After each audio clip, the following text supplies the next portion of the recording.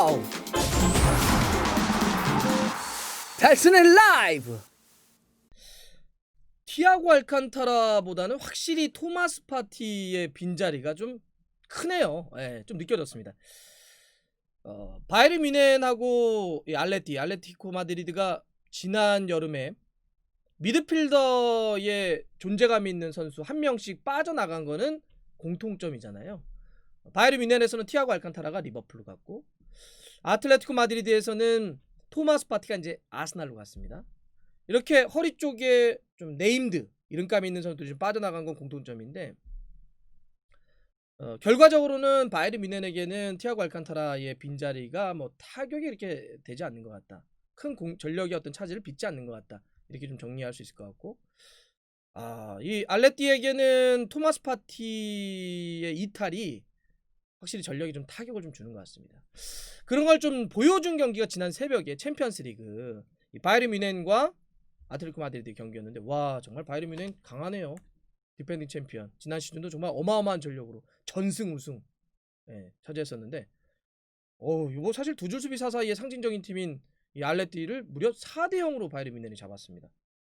와, 그러고 보니까 지난 시즌 때도 우승하는 과정에서 바르셀로나를 8대2로 제압한 적이 있는데, 이 정도면 바이에른 뮌헨이 라리가 팀들의 어떤 킬러, 뭐 이렇게 좀 천적 이렇게 좀 불릴 수 있을 것 같은데, 정말 대단한 페이스고요. 그럼 일단 그 지난 새벽에 있었던 바이에른 뮌헨하고 알레티의 선발 라인업을 좀 말씀드리면서 좀 경기 분석해 드릴게요. 뮌헨은 4-2-3-1에 좀 가까웠는데, 최전방에 레반도프스키고요. 2선에 코망, 톨리소, 뮬러, 허리 쪽에 고레츠카하고 키미 딱 쓰고요. 수비 쪽에 에르난데스, 알라바, 쥘레, 파바르, 골키퍼는 노이어입니다. 아틀레티코 마드리드는 이제 4-4-2였는데, 최전방에 바르셀로나에서 이적한 소아레스, 그다음에 주앙 펠릭스 쓰고요. 허리 쪽에는 카라스코, 코케, 허리 쪽에 액토르 에레라, 또 요렌테 이렇게 썼고요. 수비 쪽에는 헤난 로디, 펠리페, 사비치, 트리피어, 골키퍼는 이제 오블락입니다. 좀 이렇게 쳤는데, 골은 28분에 와 키미 진짜 오른발로 그 반대로 전환해 준 거 진짜 좋지 않습니까? 딱 전하니까 코망이 마무리해서 첫 번째 골. 41분에는 이제 코망이 연결해 준 거를 벌크업한 이 고레치카가 그대로 때려가지고 또 골. 66분에는 톨리소, 와 진짜 이거 오른발 중거리 임팩트가 제대로 되니까 그냥 꽂혀 들어가던데. 그다음에 72분에 이제 코망, 이렇게 4대0 바이에른 뮌헨의 완승이었습니다. 사네나 그나브리와 같은 선수들이 뭐 부상이라든지 이러저러 이유 때문에 결합하지 못했는데도 4대0 바이에른 뮌헨 확실히 강합니다. 뭐 시즌 그 호펜하임 경기 때 1대4로 좀 크게 지긴 했지만, 이번 경기까지 그 나머지 경기들 호펜하임 말고 그 나머지 경기는 7경기 전승인데, 바이에른 뮌헨이 뭐 시즌 초반에도 여전히 잘 나가고 있다, 좀 이렇게 볼 수 있을 것 같아요. 근데 이제 제가 이 경기는 여러 가지로 좀 분석을 해볼 수 있겠죠. 뭐 전술적인 측면, 그다음에 어떤 대응에 대한 측면, 변수에 대한 측면, 이런 것도 있겠지만, 제가 이제 초반에 말씀드렸던 것처럼 토마스 파티, 그다음에 티아고 알칸타라, 요 두 선수, 그러니까 이적과 관련해서 묶어서만 요 경기를 한번 좀 보자면, 확실히 티아고 알칸타라가 빠져나간 거는 바이에른 뮌헨에게는 그렇게 큰 타격이 되진 않는 것 같아요. 왜냐하면 이제 고레츠카와 키미가 너무 안정적으로 좀 딱 서 있는 것 같아요. 사실 이 고레츠카하고 키미는 지난 시즌 그 후반기부터 사실은 어느 정도는 또 자리를 잡고 있는 그런 거기도 했습니다. 근데 이제 우리가 왜 티아고 알칸타라에 대한 생각이 있었냐면, 원래 키미가 중앙에서 이렇게 고레츠카하고 이렇게 딱 쓸 수 있었는데, 오른쪽 풀백이었던 파바르가 부상 때문에 키미가 이렇게 오른쪽으로 내려갔던 거죠. 그래서 이제 티아고 알칸타라가 섰기 때문에 고레츠카하고 이 티아고 알칸타라에 대한 기억이 있는데, 실제로 뭐 리그를 전반적으로 쭉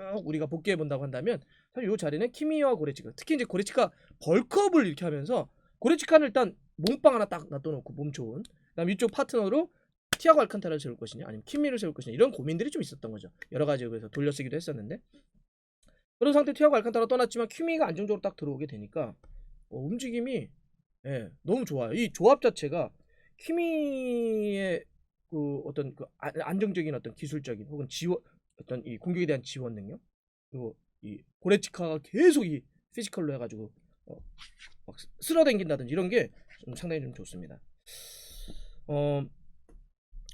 그렇게 그러다 보니까 이제 그 티아고 알칸타라가 없는 것이 뭐 그렇게 크게 눈에 띄지 않는다. 물론 저런 건 있는 것 같아요.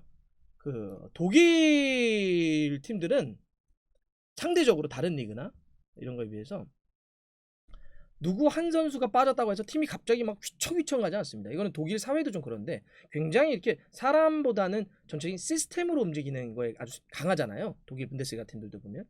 그러니까 누가 한 명 빠졌다고 해서 그게 아니라 기존의 어떤 그 시스템대로 팀이 쭉 가기 때문에 그런 영향도 좀 있는 것 같고, 그렇게 또 이제 이 고레츠카하고 이 키미가 다 거를 잡아주니까 지금 시즌 초반에 또 눈에 보이는 건 누구냐면, 그거랑 묶어서 보자면 톨리소예요. 톨리소가 이날 경기도 정말 환상적인 오른발 슈팅이 하나 있었는데, 지난 시즌이 왠지 이렇게 고레츠카가 뭔가 확 보여주면서 벌크업과 함께 이렇게 굉장히 인상적인 시즌이었다고 한다면, 시즌 초반에 좀 톨리소를 좀 눈여겨볼 필요가 있을 것 같아요. 사실 톨리소가 지지난 시즌에 그 무릎 십자인대가 파열돼가지고 한 최근 2시즌은 그렇게 많이 못 뛰었잖아요. 근데 이번 시즌 초반에 보면 그렇게 고레츠카 키미 딱 나놓고 위에 톨리소가 딱 있다. 원래 뭐 공격적인 전개 능력이 좋은 선수니까. 그래서 이 톨리소까지 딱 삼각형 형태가 되다 보니까 괜찮다. 그래서 이런 흐름을 놓고 보면 뭐 그렇게 티아고 알칸타라가 빠진 게 확실히 여러 가지 시스템적인 측면도 그렇고, 선수의 어떤 뭐 톨리소라든지 지금 뭐 키미가 다시 뭐 미드필더로 가 있고 고레츠카 요 삼각형 라인들을 좀 보자면 그렇게 큰 문제는 없을 것 같다 이런 거고. 근데 이제 문제는 확실히 이 알레티가 될 것 같아요. 알레티는 뭐 이날 경기만 놓고 보자면 부상자가 너무 많았다 이런 얘기도 할 수 있겠죠. 히메네스라든지 부르살리코라든지 수비 쪽에, 그리고 이제 또 미드필더 쪽에 사울 리게스도 이제 부상으로 못 뛰었는데, 이런 이야기를 좀 한다고 하더라도 우리가 그 한참 좋을 때 기억하는 알레티의 어떤 수비력은 아닌 것 같아요. 압박 능력은. 물론 이날 경기가 4대0으로 벌어질 만큼의 그러면 실력 차이가 그렇게까지 확 늘어나 뭐 그것까지는 아니지만, 그래도 우리가 그 제가 지난 2월에 마드리드 가가지고 이 알레티 경기를 현장 직관한 적이 있거든요. 그거 보면서는 이 시메오네 감독의 팀이 왜 이렇게 실점을 하지 않는지를 한번 느껴보기도 했습니다. 정말 어마어마한 압박과 이 두주 수비 라인이었는데, 이날 경기에서 보면 바이에른 뮌헨에게 무려 슈팅을 16개를 허용을 했다라고 하는 건 좀 눈에 띄어요. 이렇게까지 상대에게 슈팅을 많이 허용한 게 별로 없습니다. 네, 이 아틀레티코 마드리드가. 근데 바이에른 뮌헨에게 16개의 슈팅을 허용해서 4골을 먹혔단 말이죠. 여러 가지 이유가 있을 겁니다. 뭐 아까도 얘기했던 것처럼 부상의 여파라든지 이런 것도 있겠고, 그다음에 이번 시즌 선수가 몇 명 좀 변하고, 뭐 예를 들어서 뭐 수아레스 들어오고, 지금 알바로 모라토 같은 경우도 유벤투스 임대 가고, 뭐 이런 것도 있겠지만, 눈에 띄는 건 확실히 그 허리 쪽에서의 압박 능력, 이 토마스 파티가 보여줬던 위아래로 계속 쓸어대는 이런 움직임이 좀 약해진 것이 아닌가 좀 보여집니다. 여기 자리에 섰던 선수가 이제 멕시코의 그 베테랑 미드필더죠. 액토르 에레라. 포르투에 뛰다가 이제 지난 시즌 이적해 왔었는데, 사실 뭐 로테이션 자원 정도가 좀 됐죠. 이번 시즌도 라리가에서는 지금 선발로 아직까지는 에레라가 뛰지 못하고 있는데, 에레라가 들어왔단 말이에요. 근데 에레라가 확실히 그 토마스 파티의 그런 활동량이나 그런 압박 능력까지는 좀 보여주지 못하고 있는 거 아니냐. 생각해보면 지금 아틀레티코 마드리드는 2시즌 연속해서 허리의 핵심적인 선수가 빠져나간 거죠. 그전에는 로드리가 맨시티 갔고, 이번에는 토마스 파티가 아스날을 갔습니다. 근데 이번에 그 이 토마스 파티가 빠진 게 더 타격이 클 수 있는 건, 아니 뭔가 데뷔하기 전에 이적 시장 딱 문 닫히려고 할 때 아스날로 갔기 때문에 뭔가 확실하게 대처하기가 좀 어려웠어요. 그래서 뭐 그 이후에 계속해서 시메오네 감독이 선수 보강이 어떻게 더 필요한데 긴급해서 어떻게 해야 되겠다 뭐 하고, 막 선수 몇 명도 이름도 나오고 막 그런 상태잖아요. 물론 이제 아스날에서 루카스 토레이라를 임대했습니다. 임대를 했는데, 우리 저희가 뭐 이 루카스 토레이라의 아스날에서도 그렇고 경기력을 좀 봤지만, 토마스 파티를 이렇게 대처할 만한 그런 선수가 아닌 것 같아요. 물론 지금 아틀레티코 마드리드가 라리가 초반에서는 4경기에서 2승 2무입니다. 8골 넣고 실점은 하나인데, 사실 뭐 상대가 아주 강했다고 보기 좀 어렵고, 그리고 요 4경기 중에 3경기는 토마스 파티가 경기를 치른 거예요.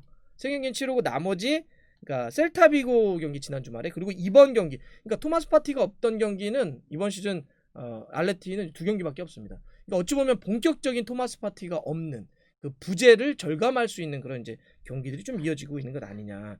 그래서 앞으로 좀 이 알레티의 이 토마스 파티의 그 공백을 좀 메우기 위한 것은 확실한 과제가 좀 되겠다. 예, 좀 느껴졌습니다. 물론 이제 이 챔피언스리그 바이에른 뮌헨과 이 알레티가 있는 곳은 이제 A조인데 여기는 이제 로코모티브 모스크바하고 짤즈부르크가 있기 때문에 뭐 아틀레티코 마드리드가 여기서 굉장히 힘들어서 뭐 조별리그를 이럴 것 같지는 않아요. 그래도 시메오네 감독의 팀이 뭐 조별리그에서는 어느 정도 좀 할 것 같은데 하지만 더 강한 어떤 전력 라리가에서도 그렇고 챔피언스리그에서도 좀 더 보여줘야 된다고 한다면 당장은 이 토마스 파티의 공백을 메우는 것. 물론 뭐 주앙 펠리스라든지 주앙 펠리스가 더 확 올라오면 좋은데 수아레스는 그래도 뭐 라리가에서 골을 좀 넣고 있으니까 이적해 와서 하지만 두 선수가 조합적인 측면도 좀 더 강해져야 되겠죠. 자, 이런 몇 가지 숙제를 좀 남겨왔습니다. 자, 결과적으로 티아고 알칸타라의 공백은 바이에른 뮌헨은 그렇게 별로 없다. 이렇게 될 것 같고 토마스 파티의 빈자리는 아틀레티코 마드리드 입장에서는 좀 타격이다. 이렇게 좀 정리할 수 있을 것 같습니다.